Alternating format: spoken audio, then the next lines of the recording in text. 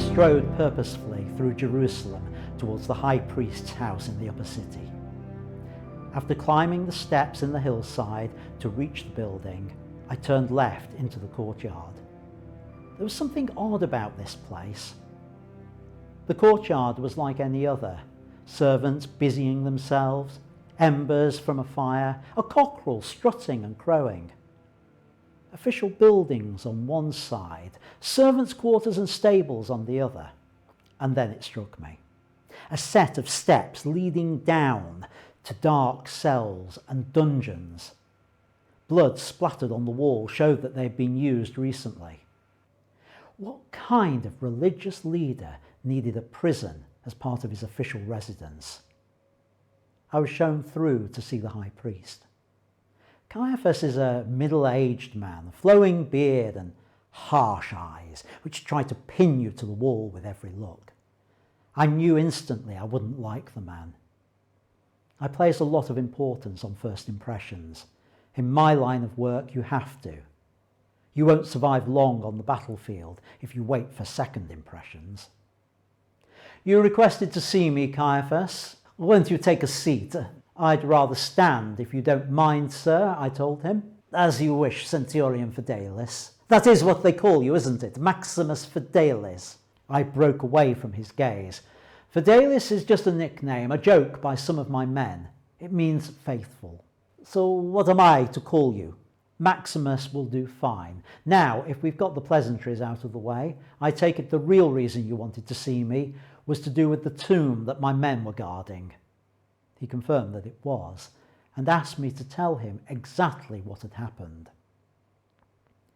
After Jesus had been taken down from the cross, he was buried by some of his followers, a borrowed tomb not far from where he had died. The chain of command in the Roman army can move at lightning speed, and within minutes of me returning to the barracks, I received new orders. Pilate wants the tomb guarding, my commanding officer had said. As I told this to Caiaphas, he gave a wry smile that confirmed what I had suspected. He had been the one behind the request. A rota of watchers was assigned to my men. Yes, I know this already, Caiaphas said, waving his hand dismissively. I want to know what happened this morning. You must have interviewed the men who were on duty. I confirmed that I had. They described an earthquake and seeing men in white. Angels, one said. The next thing they knew, the seal on the tomb had been broken and the stone moved from the entrance. And the tomb was empty. Caiaphas completed my sentence. Oh no, not empty, I corrected him. There were some folded grave clothes in there. An interesting story. Now, tell me, Maximus, what do you believe really happened? I believe my men have told me exactly what they experienced. I have known them for years. I have no reason to doubt their word. Caiaphas continued to stare. What about the body? What has happened to Jesus' body? That's a very interesting question, isn't it? We both know the tomb is empty, and clearly you haven't got the body, or we wouldn't be having this conversation now. And if Rome was going to take it, then I think it's fair to say we'd just take it and not waste our time posting guards and inventing stories about angels. Caiaphas paused for a moment. He paced the room before stating clearly and deliberately, the disciples of this so-called Messiah took his body. I had to restrain myself from laughing out loud. You can't seriously believe that a group of fishermen and tax collectors who've been in hiding, scared for their lives, suddenly decided to take on and overpower a group of well-trained Roman soldiers? Of course, I don't believe that. It was not a statement of fact, merely a statement of what I expect you and your men to tell the people. And to show how grateful I am about this, I have a little gift for you and for your men. From somewhere in the room, Caiaphas had produced 3 bags of coins.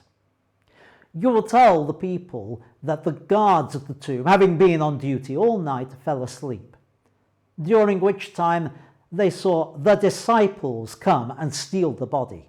I thought of pointing out the obvious impossibility of sleeping guards seeing anything, but instead I decided to do some straight talking. Caiaphas, there is every possibility that my men will take your money. The Roman army deals very severely with soldiers who have failed in their duty, and this offer may just save their lives. I, on the other hand, will have nothing to do with your web of lies. I have another explanation for what happened at that tomb this morning. We both agree that the body is missing, and to my mind, the only rational explanation is that he walked out of that tomb as alive as you or I. He once told me I had a faith greater than any in this country. That's how I got my nickname, Maximus Fidelis. So don't waste your time asking whether I really believe it or not. I know it. I'm absolutely convinced that Jesus is the Son of God, and today God raised him from the dead, and nothing you can say or do will ever change that fact. Goodbye, Caiaphas.